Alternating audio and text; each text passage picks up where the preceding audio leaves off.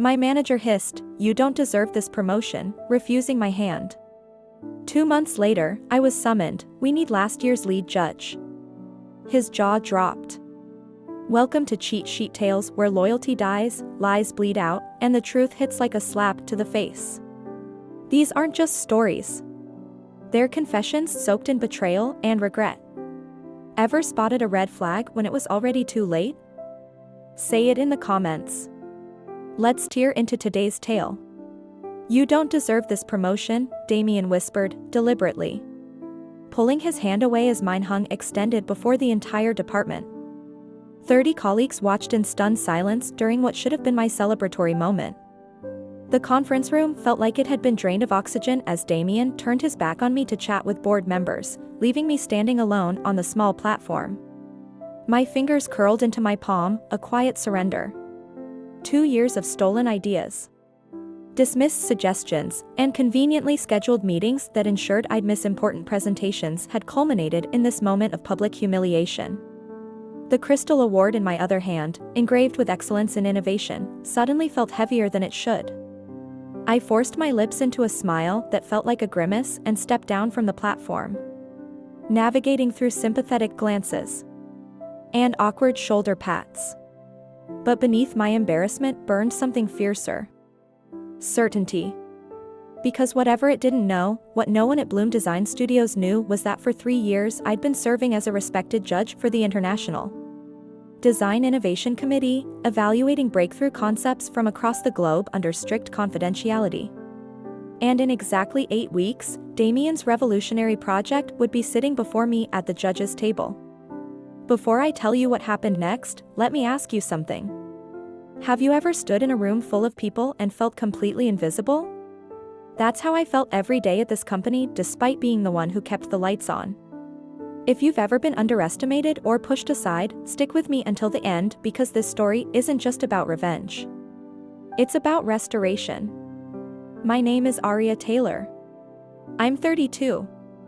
And until that promotion ceremony, I'd spent 4 years as a sustainability analyst at Bloom, a mid-sized design firm that specialized in eco-friendly product development. I was hired for my master's research on biodegradable polymers. But Damien quickly relegated me to background tasks while presenting my findings as his own. I'm not naturally confrontational.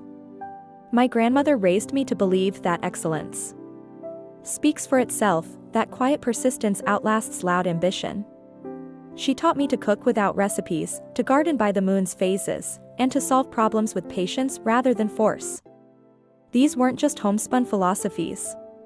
They were survival strategies for a woman who'd raised 3 children alone while running a small business in rural Pennsylvania. Your work should be a reflection of your character, she'd tell me, kneading bread dough with hands strong from decades of hard work. And your character should be unimpeachable. I carried those words with me through college, through graduate school, and into my professional life.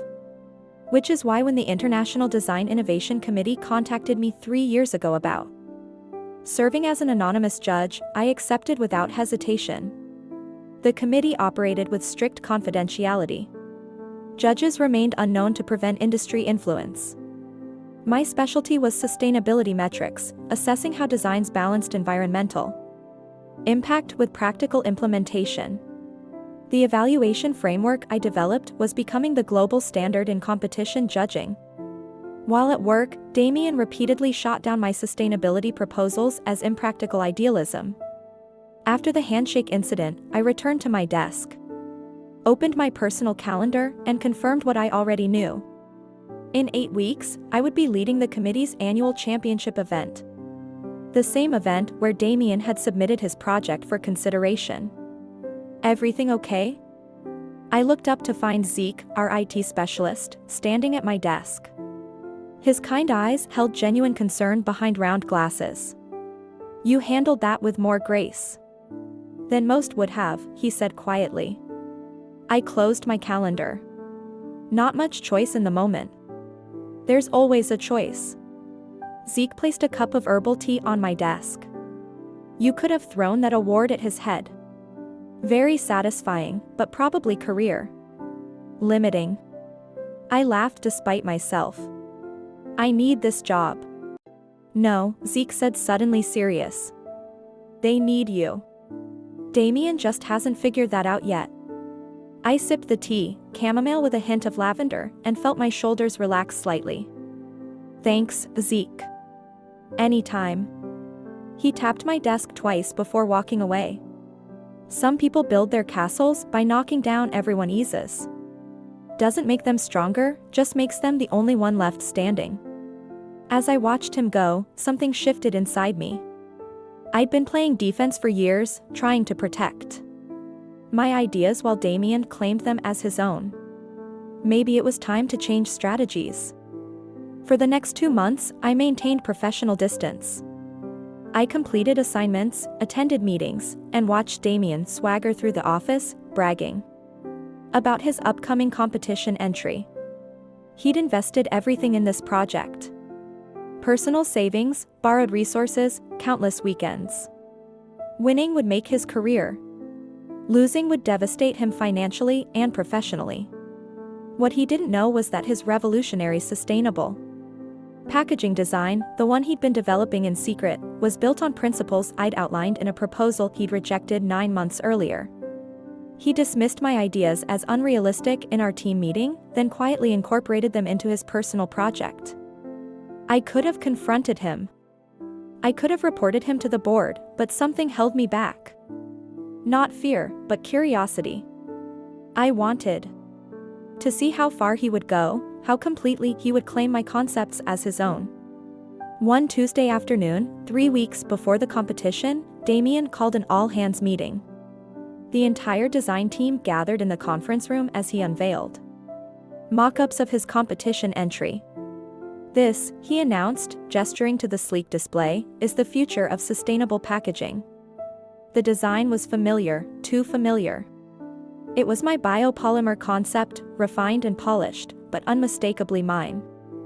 From the molecular structure to the manufacturing process, I could see my fingerprints all over it. But he'd added one element I hadn't considered. Traditional basket weaving patterns from various indigenous cultures incorporated into the polymer matrix to add structural integrity. The inspiration came to me during a documentary about ancient crafting techniques, he explained to the rapt audience. Nature's solutions hidden in plain sight all these centuries. I felt a chill run through me, not because he'd stolen my work. I'd expected that. But because he was now appropriating indigenous knowledge without attribution, the competition had strict ethical guidelines about cultural attribution and acknowledgment. As colleagues asked questions and offered congratulations, I quietly took notes, not on the design itself, but on his claims of originality. Each statement, each assertion of my breakthrough and my discovery was another nail in a coffin he didn't yet know he was building. Later that week, I received an email from the competition chairperson, Dr. Layla. My judging panel would be instituting a new preliminary evaluation category this year, ethical sourcing and attribution. As lead judge, I was asked to develop the criteria. I stared at my screen, fingers hovering over the keyboard. This wasn't an opportunity for revenge. It was an opportunity for correction. The standards I would write wouldn't just affect Damien's entry. They would shape how the entire industry approached innovation and acknowledgement. That night, I stayed late at the office, drafting guidelines that would become the foundation for a new industry standard. 1. Clear documentation of all conceptual influences. 2. Proper attribution of cultural and traditional knowledge. 3. Transparent supply chain reporting. 4. Acknowledgement of collaborative contributions. These weren't designed to target Damien specifically. They were principles I genuinely believed should guide ethical design. The fact that his project violated several of these points wasn't personal. It was simply a reflection of his approach to innovation. The following Monday, with just 2 weeks until the competition, Damien called me into his office. His expression was uncharacteristically conciliatory as he gestured for me to sit. Arya, he began, leaning forward across his desk. I've been reflecting on the promotion ceremony, and I want to apologize for my behavior. I kept my face neutral, though surprise rippled through me. In 4 years, I'd never heard Damien apologize to anyone. It was unprofessional, he continued, and not reflective of the high standards we maintain at Bloom. His eyes never quite met mine, focusing instead on a point just beyond my shoulder. "Thank you for acknowledging that," I said carefully. "In the spirit of moving forward positively, I'd like you to join my team for the International Design Competition next month. Your sustainability expertise could be valuable as we prepare the final presentation." And there it was, the real reason for this sudden apology. He needed my expertise, but wasn't willing to acknowledge that the core concept was already mine. "That's an interesting offer," I replied, keeping my voice level. "What aspects of the project would you like me to contribute to?" He smiled, relaxing slightly. "Some final refinements to the sustainability metrics. Perhaps some help with the technical documentation. Nothing major. The design is essentially complete, but your attention to detail could help us edge out the competition." I nodded slowly. "I'll need to check my schedule. The next few weeks are quite busy with the quarterly reports." "Of course," he said smoothly, "but this is a priority project. I'm sure we can adjust your other responsibilities." As I left his office, a plan began forming in my mind. Not a plan for revenge, but for revelation. The committee chairperson had scheduled a call for tomorrow. A routine check-in before the competition. What if it happened during our staff meeting? What if everyone heard exactly who I was in the design world? That night, I emailed Doctor with a request. For the first time in 3 years, I asked to break protocol. The next morning, our weekly staff meeting began as usual. Damien was reviewing the quarterly projections when my phone rang. I deliberately left the sound on. "I'm sorry," I said, pulling out my phone. "It's the International Design Committee. Would you mind if I take this quickly? They're expecting my input on the championship event." Damien frowned, but waived his permission, likely assuming I was handling some administrative detail for the competition he'd entered. I answered and put the phone on speaker. "Doctor, good morning. I'm actually in a staff meeting. Do you mind if I put you on speaker?" "Not at all, Arya," came the clear authoritative voice of the committee chairperson. I wanted to confirm the details. "For next month. We need our lead judge to arrive 2 days early to oversee the preliminary evaluations, particularly the new ethical sourcing category you've developed." The room went silent. I watched as confusion, then dawning realization spread across Damien's face. "That works with my schedule," I replied calmly. "I've finalized the evaluation criteria for the new category and sent it to the other judges for review." "Excellent," Dr. Mai continued. "Your framework from last year's championship has been adopted by 3 other international competitions. By the way, the sustainability metrics you developed have become something of an industry standard." I could feel the weight of every gaze in the room. "That's wonderful to hear. I'm looking forward to seeing this year's entries." After a few more details, I ended the call and looked up to find 20 pairs of wide eyes staring at me. Damien's face had drained of color. "You're a judge," he said flatly. "For the competition I've entered." "I've been a judge for 3 years," I confirmed. "Lead judge for sustainability metrics last year and head of the judging panel this year." The silence in the room was absolute. For years of dismissed ideas, stolen credit, and professional undermining hung in the balance of this moment. "I believe we were discussing the quarterly projections," I said, turning to the screen where Damien's presentation was still displayed. He opened his mouth, closed it, then nodded stiffly and continued the presentation with noticeably less enthusiasm. After the meeting, colleagues approached me one by one, asking about my role with the committee, congratulating me on the position. Damien avoided me entirely, locking himself in his office for the remainder of the day. That evening, as I packed up to leave, I found Zeke waiting by the elevator. "That was quite a revelation today," he said with a small smile. "I don't think I've ever seen Damien speechless before." I pressed the elevator button. It wasn't planned that way, wasn't it? Zeke raised an eyebrow because it looked an awful lot like the most elegant, professional checkmate I've ever witnessed. The elevator doors opened and we stepped inside. "What happens now?" he asked as we descended. "With the competition. I mean, I considered this carefully. I judge his entry fairly according to the established criteria, including the new ethical sourcing standards. And if it fails those standards, the elevator reached the ground floor and the doors opened to the lobby. Then it fails those standards," I said simply. "This isn't about revenge, Zeke. It's about integrity." As we walked through the lobby, Zeke shook his head admiringly. "You know, most people after being treated the way you've been treated would be planning something much more dramatic." I pushed open the door to the cool evening air. My grandmother used to say that the most powerful response to dishonesty isn't more dishonesty, it's radical transparency. Over the next 2 weeks, Damien made numerous attempts to speak with me privately. I maintained professional courtesy but declined any discussion of the competition. The ethical guidelines had been published on the committee's website. The same standards would apply to every entry, including his.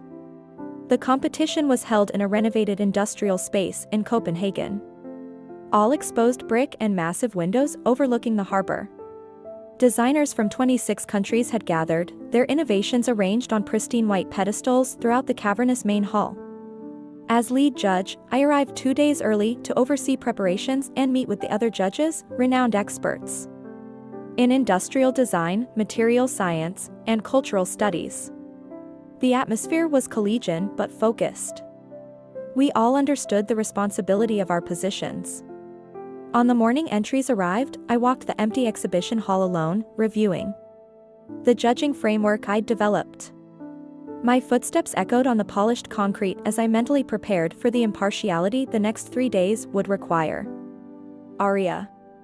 I turned to find Damien standing near the entrance, a shipping crate beside him. His travel suit looked rumpled and dark circles shadowed his eyes. "Damien," I acknowledged with a professional nod. "The competitor check-in is at the south entrance." He stepped forward, leaving his crate behind. "We need to talk about the competition." "I'm afraid that would be inappropriate given my position." "About us," he said, lowering his voice. "About our working relationship. I maintain the professional distance between us. This isn't the time or place for that discussion." "You could recuse yourself," he suggested, his tone carefully casual. "Given our history, there's a clear conflict of interest." So that was his strategy. Get me removed from judging his entry. What history would that be exactly? The history where you've taken credit for my work for 4 years? Or the history where you publicly humiliated me at my promotion ceremony? He flinched slightly. "I've already apologized for that." "You apologized when you needed something from me."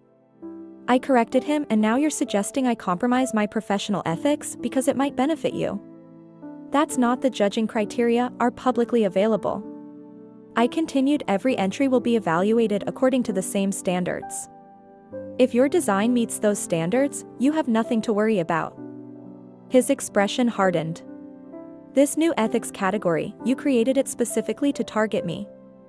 I created it to address a gap in how we evaluate innovation. I replied evenly.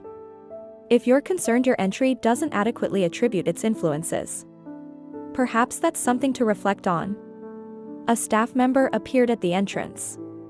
"Mr. Damien, we need to process your entry at registration." He held my gaze for a moment longer. "This isn't over." "Actually," I said quietly. "It is. Good luck with your entry." As he walked away, I felt a strange lightness. For years, I'd shrunk myself in his presence, careful not to challenge his authority or trigger his temper. Now, standing in my own authority, I realized how much energy that constant accommodation had consumed. The competition officially opened. The following morning, the judging panel spent the day reviewing written submissions and examining physical prototypes. By design, we didn't know which entries belonged to which designers during the preliminary round. Entry 42. Damien's submission was as impressive as I'd expected. The biopolymer packaging incorporated intricate structural elements inspired by indigenous weaving patterns, creating remarkable strength with minimal material. The technical execution was flawless. But as I reviewed the documentation, the absence of attribution was glaring. The entry claimed original discovery of structural principles that had been used by indigenous cultures for centuries. There was no acknowledgement of the cultural origins, no recognition of the traditional knowledge being leveraged. That evening, the 7 judges gathered to discuss our preliminary rankings. We sat around a circular table in a private conference room, each with our notes spread before us. Entry 42 shows remarkable innovation in materials application, noted Dr. D. Pennington, the materials science expert from Edinburgh. The tensile strength achieved with such minimal polymer use is unprecedented. The manufacturing scalability is impressive as well, added Professor Asmara from Logos. This could revolutionize packaging for temperature-sensitive pharmaceuticals in developing regions. The discussion continued with each judge highlighting different strengths of Damien's design. Then Dr. Mort turned to me. Aria, you've been quiet. Your thoughts on 42? All eyes turned to me. This was the moment that would define not just Damien's future, but my own professional integrity. I could feel the weight of my grandmother's wisdom. Your character should be unimpeachable. The technical execution is exceptional, I began, keeping my voice neutral. However, I have serious concerns about the ethical framework of this entry. I opened the reference materials I'd prepared, academic papers documenting the specific weaving techniques being used, photographs of traditional baskets that clearly showed the same structural patterns, historical records of these methods dating back centuries. The entry claims original discovery of structural principles that have been in use by at least 3 indigenous cultures for generations, I explained, passing the materials around the table. There's no attribution, no acknowledgement, not even a mention of inspiration from these sources. The room grew quiet as the other judges examined my evidence. This is rather blatant, Dr. Pennington said finally, looking up from the photographs. These aren't vague similarities. These are direct applications of traditional techniques without any acknowledgement. Professor Asmara nodded solemnly. Under our new ethical sourcing criteria, this is a clear violation. The discussion shifted, becoming more somber as the judges recognized the implications. Entry 42 was technically brilliant but ethically compromised. We need to be absolutely certain, Doctor said, looking around the table. This decision will have significant consequences for the designer. I've provided primary sources documenting each technique, I replied. The evidence speaks for itself. By the end of the evening, we had reached consensus. Entry 42 would receive top scores for technical execution and innovation, but would fail the ethical sourcing category so completely that it couldn't advance to the final round. I returned to my hotel room that night feeling hollow rather than triumphant. This wasn't about winning or losing. It was about establishing a standard that should have existed all along. The next morning, the preliminary results were posted. Designers gathered around the digital displays, searching for their entry numbers. I watched from a distance as Damien approached the screen, confidence in his stride. I saw the moment he processed the information. His body went rigid. His hand reached out to steady himself against the wall. He turned, scanning the room until his eyes found mine. The rage in his expression was unmistakable.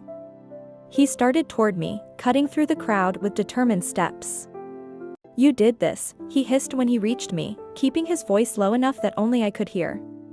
You deliberately sabotaged my entry. Your entry failed to meet the published ethical criteria, I replied calmly.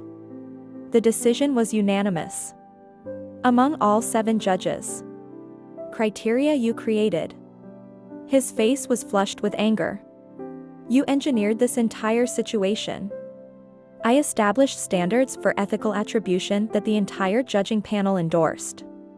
I corrected him. Your design incorporated indigenous techniques without acknowledgement.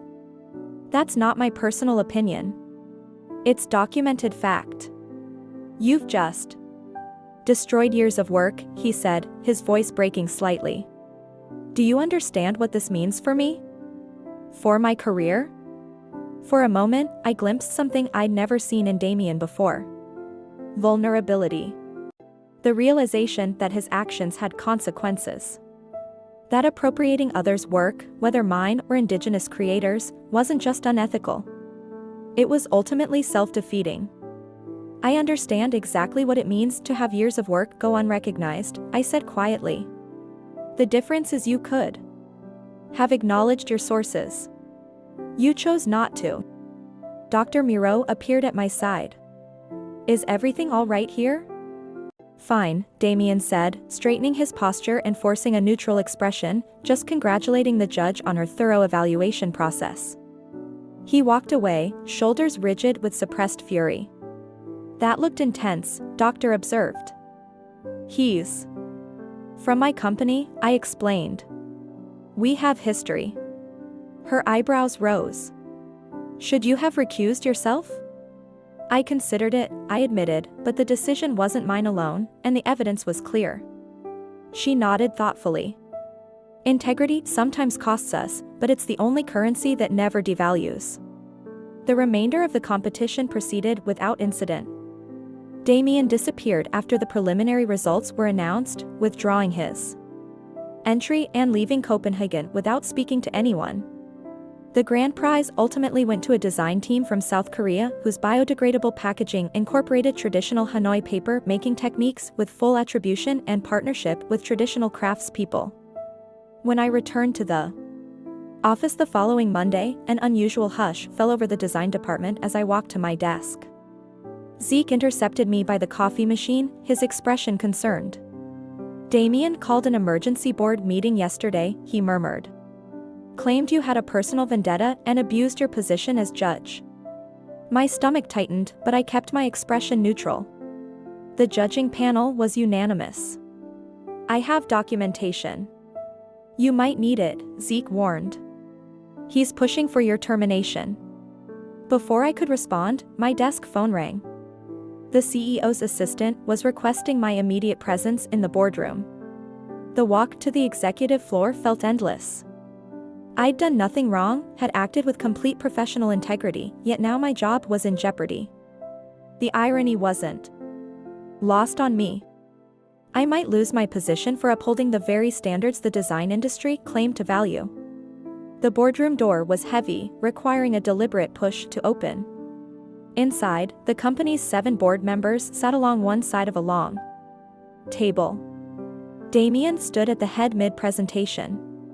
He froze when I entered. Mallory, thank you for joining us, said Amelia Brandt, the CEO. Her expression revealed nothing as she gestured to an empty chair. Please have a seat. I took the indicated chair directly opposite the board members, feeling like I was facing a tribunal. The presentation screen behind Damien displayed a slide titled, Ethical Concerns, Conflict of Interest. Mr. Damien was just explaining his perspective on what occurred at the International Design Competition. Amelia continued, he's raised concerns about potential impropriety in the judging process. I met her gaze steadily. I understand his concerns. I'm prepared to address them. The timing of this new ethics category was clearly targeted, Damien interjected, his voice tight with controlled anger. Arya used her position to enact a personal vendetta. That's a serious accusation, Amelia noted. Miss Taylor, your response. I opened my laptop and connected it to the room's display system. May I present some documentation? At Amelia's nod, I pulled up the materials I'd shown, the judging panel, the academic papers, the historical photographs, the sideways comparisons of indigenous techniques, and Damien's design. The ethics category wasn't created to target any specific entry, I explained, my voice calm and professional. It was established to address a gap in how innovation is evaluated. All entries were judged according to the same criteria, which were published well before the competition. I displayed the email timeline showing when the criteria were developed and published, then continued. Mr. Damien's entry incorporated these specific traditional techniques without attribution. The decision to disqualify the entry was unanimous among all 7 international judges. The board members leaned forward, examining the evidence on the screen. One of them, Dr. Nimble, looked up at Damien. "Did you incorporate these indigenous techniques?" Damien's confidence wavered visibly. "I was inspired by certain traditional approaches." "That's not what I asked," Dr. Nimble interrupted. "Did you use these specific techniques without attribution?" The room grew silent as Damien struggled to formulate a response that wouldn't incriminate him. Finally, he said, "The design industry has always built upon existing concepts. Nothing is truly original. That's precisely why attribution matters," I said quietly. "Innovation doesn't happen in isolation. The ethical standard isn't about not being influenced. It's about acknowledging those influences honestly." Amelia studied Damien carefully. "You called this meeting alleging that Miss Taylor acted improperly, yet the evidence suggests she simply applied consistent standards that your entry failed to meet." "There's more," I added, bringing up a new slide. "I'd like to address Mr. Damien's claim that I was motivated by a personal vendetta." I displayed a proposal I'd submitted 9 months earlier, the one Damien had rejected in a team meeting as unrealistic. Idealism. Side by side with images of his competition entry, the conceptual similarities were undeniable. This proposal contains the core biopolymer concept that formed the foundation of Mr. Damien's competition entry, I explained. He rejected it publicly, then developed it privately for his own recognition. The atmosphere in the room shifted palpably. What had begun as my defense had transformed into something else entirely, an expose of a pattern of behavior. Dr. Kim L. cleared his throat. "Mr. Damien, is this accurate? Did you appropriate Miss Taylor's concept after rejecting it officially?" Damien's face had gone pale. "The concepts evolved independently. There are bound to be similarities when working in the same field. The molecular structure is identical," Dr. Nimble pointed out, studying the screen. "These aren't vague similarities." Amelia raised her hand, silencing further discussion. "I think we have enough information." She turned to Damien. "You called this meeting to question Miss Taylor's professional conduct. Instead, you've raised serious concerns about your own." She looked at the other board members who nodded in silent agreement. "Mr. Damien, please wait outside while we discuss this matter privately with Miss Taylor." The look Damien gave me as he left the room contained such hatred that I almost flinched. Almost. When the door closed behind him, Amelia turned to me. "How long has this been going on? The appropriation of ideas?" I asked. "Since I joined the company 4 years ago, not just mine, other team members as well. Most were too intimidated to speak up." "And you've maintained documentation all this time?" I nodded. "I didn't plan to use it. I just needed to remember that I wasn't imagining things." The board members exchanged glances. "Miss Taylor," Amelia said finally, "I owe you an apology. On behalf of this company, we failed to create an environment where you felt your contributions would be recognized fairly." "I don't want an apology," I replied honestly. "I want change, not just for me, but for everyone here with ideas worth developing." Amelia nodded slowly. "What would you suggest?" "Transparent attribution protocols," I said without hesitation. "Clear documentation of where concepts originate. Collaborative credit for collaborative work. The same ethical standards we expect in competition should apply to our daily operations." Essentially, you want to implement your international judging framework internally, Dr. Kim L. observed.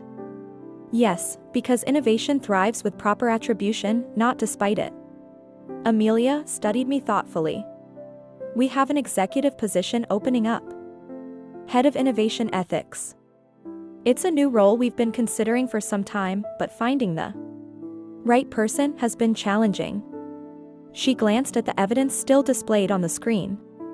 I believe we may have found her. 3 days later, Damien cleared out his office while the department pretended not to watch. He'd been offered a choice, resignation or termination with cause. He chose the former, leaving with a cardboard box and wounded pride. I was announced as the new head of Innovation Ethics the following week with a corner office and a mandate to implement attribution protocols across all departments. The promotion came with a ceremony, a small gathering in the same conference room where Damien had refused my handshake months earlier. Amelia presented me with a new award, one created specifically for the position, a crystal prism etched with the words transparency and innovation. When she extended her hand, I took it without hesitation. Aria Taylor, she announced to the gathered employees, exemplifies the standards to which we should all aspire. Her commitment to ethical innovation will guide us into a new era of creative development.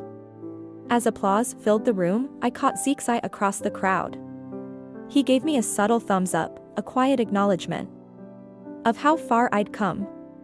That evening, as I arranged my belongings in my new office, my phone chimed with an email notification. It was from Dr. Mai at the International Design Committee. Your attribution framework has been formally adopted by the World Design Council. She wrote. All major competitions will implement it beginning next season.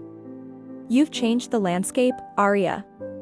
Proper acknowledgement of indigenous techniques is already inspiring new collaborations between designers and traditional craftspeople. I stood at my office window, watching the sunset paint the city in golden light. My grandmother's wisdom echoed in my mind. Your work should be a reflection of your character, and your character should be unimpeachable. The framework I'd created wasn't just about preventing people like Damien from taking credit for others' ideas. It was about creating a world where innovation could flourish through honest collaboration, where traditional knowledge was respected rather than exploited, where transparency was valued over self-promotion.